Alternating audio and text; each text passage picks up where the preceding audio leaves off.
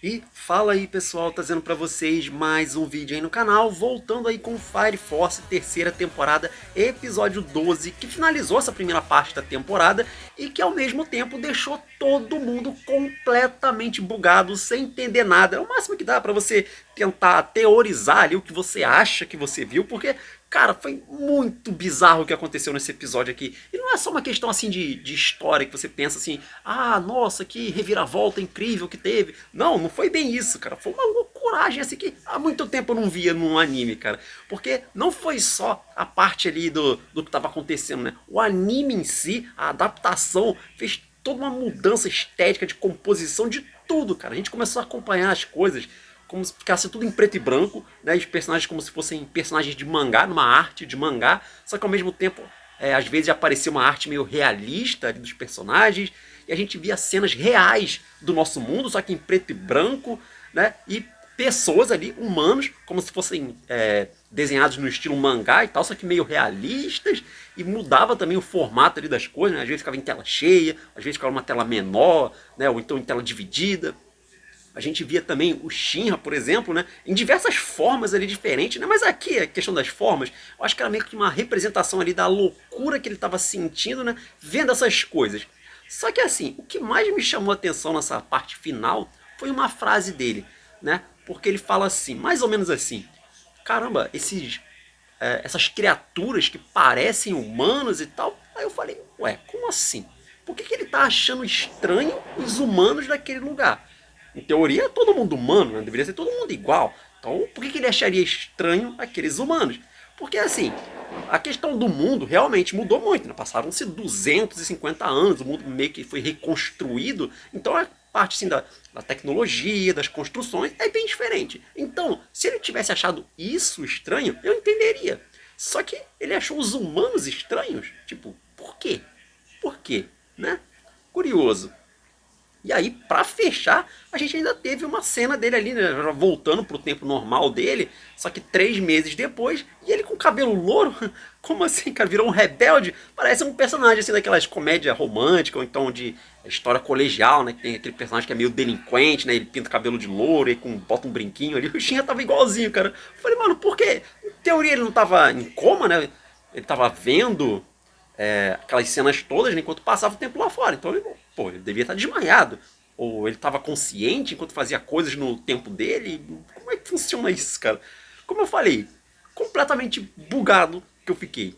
E assim, eu já vou adiantando logo. Provavelmente eu vou falar muita bobagem durante esse vídeo aqui, porque eu vou falar as minhas interpretações, o que eu achei dessa coisa toda, né? Teorias aqui e tal. Eu vou falar algumas coisas que eu acho, então é bem possível que eu erre tudo que eu vou falar aqui, né? Mas fazer o quê? Não sei. Ah, e lembrando, né? A segunda parte do anime volta lá em janeiro de 2026 para aí sim finalizar a obra. E já vou dizendo também que eu não vou pro mangá, eu vou esperar o anime, não tem razão nenhuma para ir pro mangá, né? Prefiro que o anime me surpreenda. Mas enfim, dito tudo isso aí, agora sim vamos lá falar de tudo que rolou nesse episódio, porque não foi só isso. A gente também teve, além dessa parte de bugar e tal, a gente teve boas explicações aqui, né? Algumas aí que faziam falta e, aliás, eles trouxeram de volta uma personagem que estava meio que esquecida, cara. Ela apareceu, acho que o quê? Na primeira temporada ou na segunda, depois nunca mais foi falado, né? Que ela, a Materazo, a garota lá, né? Que parece, né, ter uma aparência semelhante a Iris, né? Então, por que será? Ai, detalhe, né? A gente também viu uma versão maligna da Iris ali. Será que é o doppelganger dela lá do Adola que apareceu ali? Não sei. Ela parece que ele se linkou com alguma coisa. Mas, bom, mais perguntas aí nesse episódio. Mas enfim, vou falar sobre tudo isso aí. Então, agora sim, vamos falar do episódio.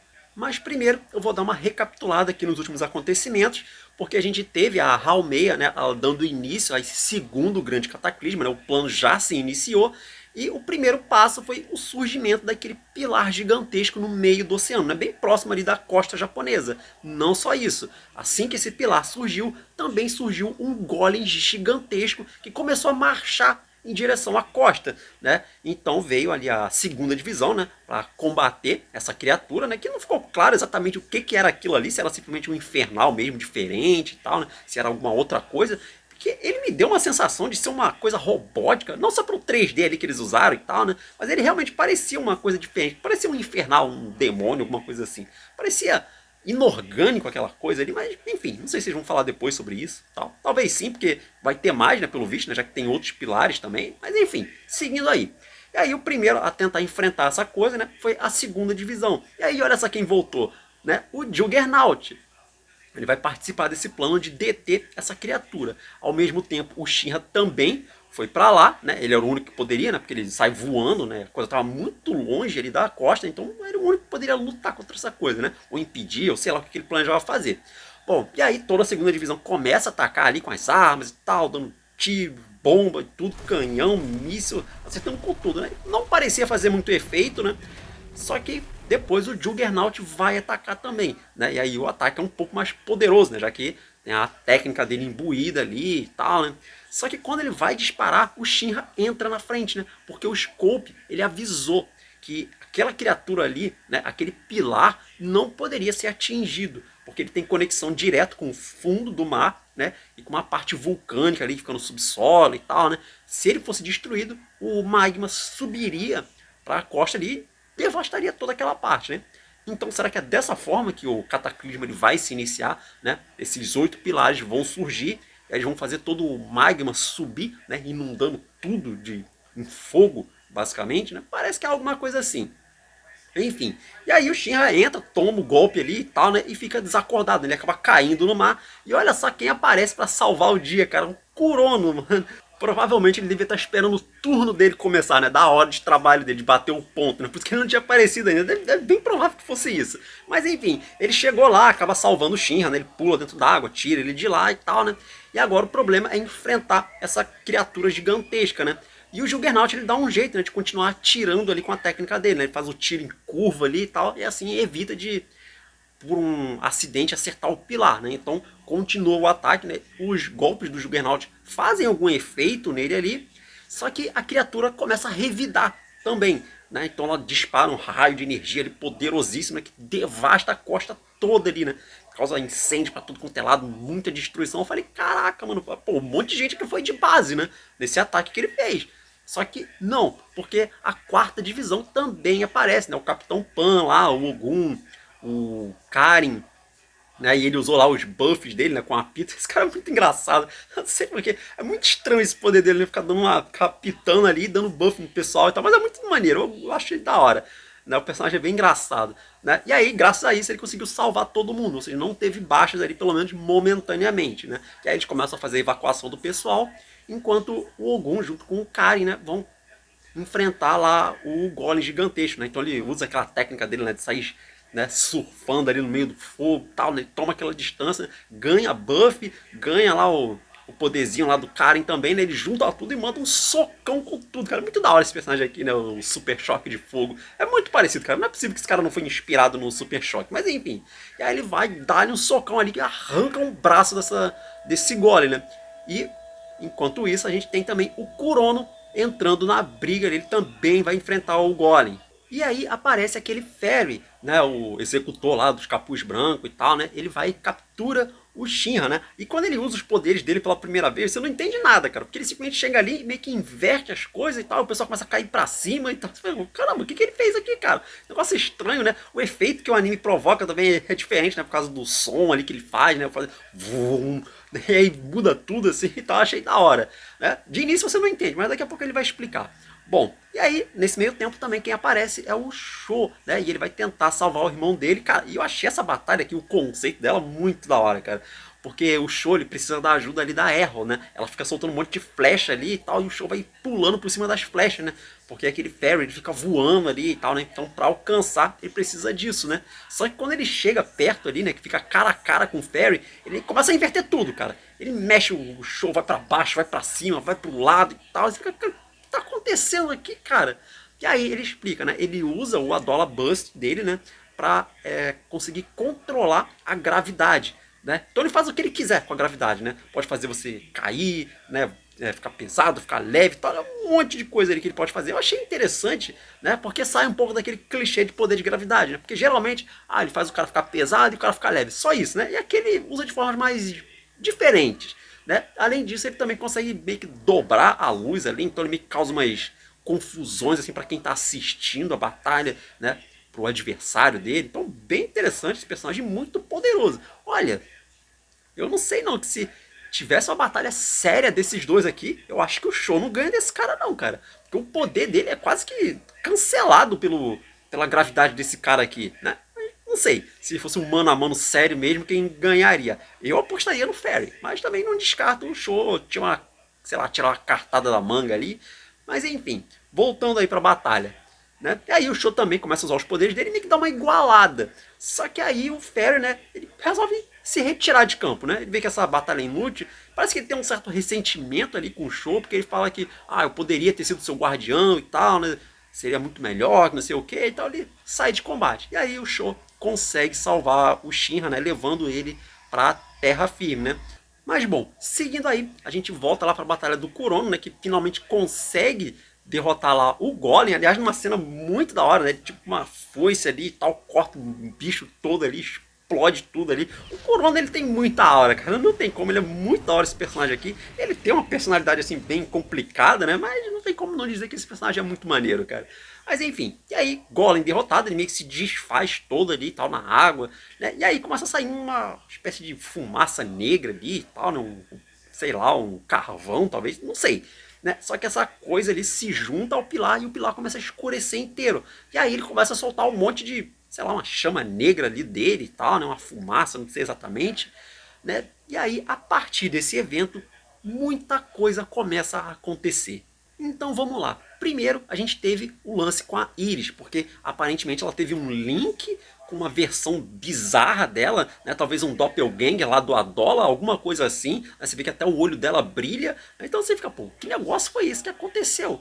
Né? E ao mesmo tempo, outra coisa que ainda não falaram, não explicaram exatamente, é porque que ela lembra bastante. Né? Ela tem uma aparência muito parecida com aquela garota, né? A Amaterasu. Será que é só coincidência? Duvido muito que seja, né? A Iris parece ser uma peça-chave em tudo que está acontecendo, né? Até porque, lembrando que há uns 3 episódios atrás, né, naquele sequestro lá do Obi, ela meio que despertou um poder meio misterioso ali do nada, né? Que salvou a Maki lá e tal, né? Que o poder dela, cara, parece meio diferente dos demais, né? Tem alguma coisa a mais nisso tudo. Mas enfim, segunda coisa, né? O outro acontecimento, dessa vez foi com o executor lá, né? O outro capuz branco lá, aquele que parece uma topeira. Eu esqueci o nome desse cara, não sei se acho que é Adel, não me lembro. Mas enfim. E ele está recordando, né? Do primeiro grande cataclismo, né, o que aconteceu há 250 anos atrás, que falhou, né, que não deu certo, mas essa falha meio que criou uma fenda, uma abertura que permitiu que ele saísse do Adola. Né, e como ele mesmo fala, né, pela visão dos humanos, ele seria o equivalente a um demônio. Né, então o Adola realmente é um inferno? Né, será que é isso? Fica a entender que sim, mas bom, seguindo aí. E aí ele ficou vagando pelo nosso mundo, estava completamente destruído, e ele precisava refazer todo esse mundo, né? Já que eles precisariam iniciar um outro cataclisma, né? Só que desse certo dessa vez. E aí nessa jornada dele pela Terra, ele acaba encontrando a Amaterasu, né? Essa garota ali. Ele não consegue se aproximar dela inicialmente, mas depois ele tranca naquela cápsula lá e tal, né? Fica a dúvida, né, de o que é essa Amaterasu exatamente, né? Mas bom, ele vai seguindo, depois ele encontra lá com aquele Raffles, né? Ele mata o Raffles e toma o lugar dele, né? Então ele se transformou nesse líder da humanidade que foi reconstruindo tudo, né? Forjando tudo em volta dessa nova religião que ele criou, né? Que é a Igreja do Sol.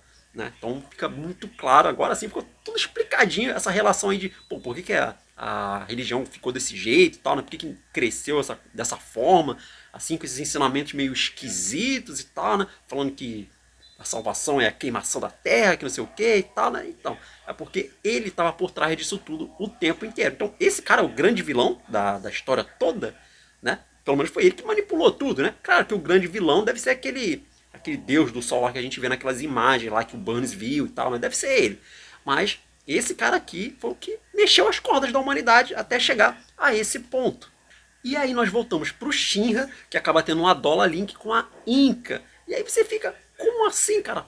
Por que com ela e por por que agora, né? Mas enfim, e aí ela explica para ele que eles precisariam ir até o passado. Quer dizer, não ir exatamente, né? Eles precisariam ver o que aconteceu no passado, mais precisamente para aquela época antes do primeiro grande cataclisma, ou seja, 250 anos atrás, porque ali talvez eles pudessem ter alguma pista de como que eles deveriam proceder agora, né? O que eles precisariam fazer para salvar o mundo, que não sei o quê. E cara, isso aqui eu já achei estranhíssimo, porque a Inca sempre foi essa personagem que, ah, não, eu quero destruir tudo e tal, eu gosto de ver destruição, não sei o quê e tal, e agora ela quer ajudar? Tá estranho. Eu acho que ela tem algum plano que a gente não sabe ainda, né? Mas, enfim. E o engraçado, cara, é que ela acaba falando que o Shinra vai acabar se apaixonando por ela. Eu acho que essa parte aqui é mentira, mas vai saber. Até porque, cara, 3 meses depois a gente viu o Shinra todo louro, né? De repente foi isso que aconteceu. Ele acabou se apaixonando por ela, pintou o cabelo e tal, por isso que ele mudou. Não duvido de nada, cara, porque a partir desse ponto aqui é só loucura. É só loucura o que acontece. Mas, bom, voltando aí. Uma coisa interessante que ela fala é que ela só consegue ver o futuro que já está 100% certo que vai acontecer, né? Que já é imutável, né? Agora, se tem um futuro que é incerto, tal, que ainda não tem todos os pontos para acontecer, aí ela não consegue ver. Interessante. Bom, o Shinra ele aceita, né? E aí então ele coloca ela nas costas ali e eles viajam na velocidade da luz. Eles passam por aquela espécie de mundo de partículas ali, né? Que eles meio que se despedaçam e tal, e se reconstrói. E aí ele chega no passado, né? Chega nesse mundo de 250 anos atrás, que é o nosso mundo. E aqui, cara, começa uma sequência de bizarrices, porque toda a estética do anime ela muda, fica tudo em preto e branco, né? Como se eles fossem personagens de mangá, né? Aliás, como eu falei, tem até um take ali que você vê que o Shinra está desenhado como se fosse uma pessoa real, né? Com uma arte bem realista ali em preto e branco ainda, né? Como se fosse aquele negócio bem um grafite mesmo, assim, tal, bem feito pra caramba, né? E aí, cara, eles começam a andar por ali, o Shinra começa a se perder em pensamentos e tal, a parte visual dele também vai mudando. A Inca, ela meio que se solta dele, né? Ela não consegue se segurar ali, ela parece que vai indo embora. Eu não sei se foi proposital isso aqui, se ela se soltou de propósito, se era alguma parte do plano dela que a gente não sabe. Parece que foi acidental, né? Então o que será que aconteceu com ela? Bom, e aí o Shinra continua flutuando, né? E vendo várias imagens tal do mundo real e tal, de construções mesmo, assim. É o nosso mundo, cara. O nosso. Isso aqui, é isso aqui que está acontecendo, que vai mostrando ali no anime, né?